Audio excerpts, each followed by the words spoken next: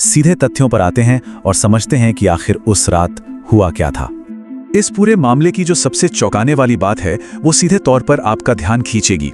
एक युवा जज की संदिग्ध हालात में मौत हुई है, लेकिन बात यहीं खत्म नहीं होती।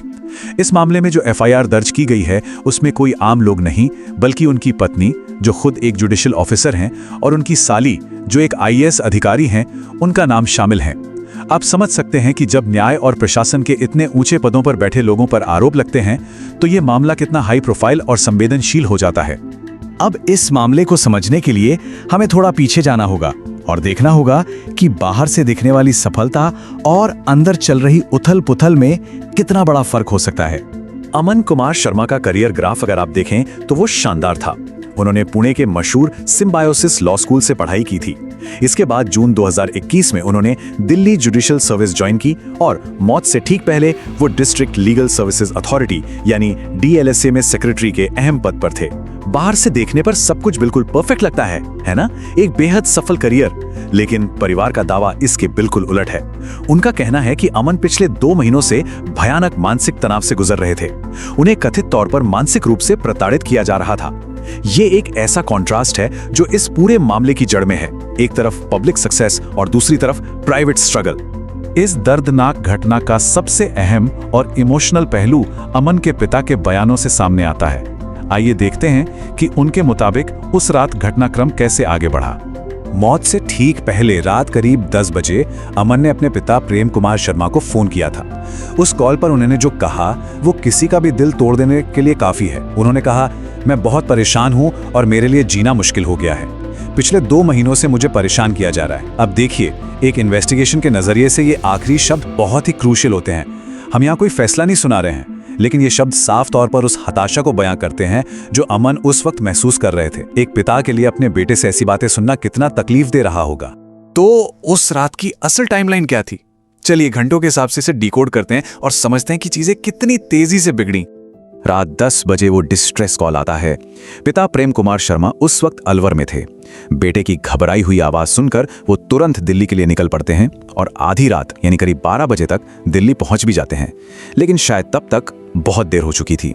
रात के लगभग 12:30 बजे परिवार के एक रिश्तेदार राजेश शर्मा उन्हें अमन की मौत की वो मनहूस खबर देते हैं। सोचिए, सिर्फ 3.5 घंटे के अंदर हालात किस तरह से पूरी तरह बेकाबू हो गए। अब सबसे बड़ा सवाल, उस घर के अंदर आखिर चल क्या रहा था? परिवार ने जो आरोप लगाए हैं उसके मुताबिक वहां का मंजर बहुत ही खौफनाक था। शुरुआत में पति पत्नी के बीच तीखी बहस की आवाजें आईं। बताया जा रहा है कि पत्नी गुस्से में चिल्ला रही थी और अमन रो रहे थे। फिर अचानक से पूरे घर में सन्नाटा छा गया। जब पिता ने आकर अमन को ढूंढना शुरू किया और उनके फोन पर कॉल किया तो घंटी की आवाज अंदर से बंद एक बाथरूम से आ रही थी। बहुत खटखटाने पर भी जब कोई जवाब नहीं मिला तो आखिरकार पड़ोसियों को बुलाया गया। उन्होंने पीछे की खिड़की का शीशा तोड़ा और उसके बाद जो मंजर सामने था उसने पूरे परिवार की दुनिया उजाड़ दी। इस पूरी घटना के बाद जो कानूनी कार्रवाई शुरू हुई है, अब जरा उसके तथ्यों पर नजर डालते हैं। दिल्ली के सफदरजंग एन्क्लेव थाने में दर्ज इस एफआईआर की डिटेल्स बहुत गंभीर हैं। एफआईआर नंबर है 152/26। इसमें जिन लोगों को नामजद किया गया है उन पर ध्यान दीजिए। अमन की पत्नी स्वाति मलिक जो खुद एक जुडिशियल अफसर हैं, उनकी चचेरी बहन निधि मलिक जो एक आईएएस अधिकारी हैं, स्वाति के माता पिता और एक और व्यक्ति। पुलिस ने इसे भारतीय न्याय संहिता यानी बीएनएस की धारा 108, 61(2) के तहत दर्ज किया है। आसान भाषा में कहें तो ये आत्महत्या के लिए उकसाने का मामला है। ये पूरी एफआईआर परिवार के उन्हीं आरोपों पर टिकी हैं जिनका जिक्र हमने अभी किया। अब हम बात करते हैं कि इस वक्त ग्राउंड पर पुलिस की जांच कहां तक पहुंची है और उनका अगला कदम क्या है। सबसे पहले तो पुलिस को इस घटना की खबर कैसे लगी।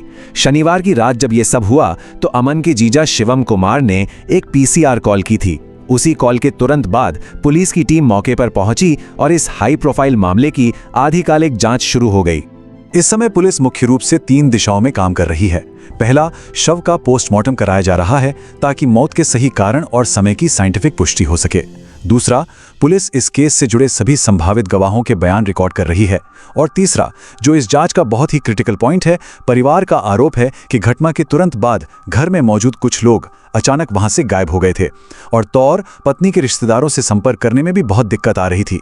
अब पुलिस इस बात की गहराई से जांच कर रही है कि आखिर वो लोग कौन थे और वो इतनी जल्दीबाजी में वहां से क्यों निकल गए। जैसे जैसे पुलिस इस मामले की तह तक जाएगी, बंद दरवाजों के पीछे के वो सारे राज यकीनन बेनकाब होंगे। लेकिन ये पूरा मामला हमें एक बहुत ही चुभते हुए सवाल के साथ छोड़ जाता है। जब सारे सबूत सामने आएंगे तो क्या वो सार्वजनिक सफलता और उस गहरी निजी हताशा के बीच की दर्दनाक खाई को पूरी तरह समझा पाएंगे, जिसने एक होनहार युवा जज की जान ले ली? ये मामला सिर्फ एक इन्वेस्टिगेशन तक सीमित नहीं है, ये उन छिपे हुए दबावों का भी आईना है जिनसे कई लोग जूझ रहे होते हैं।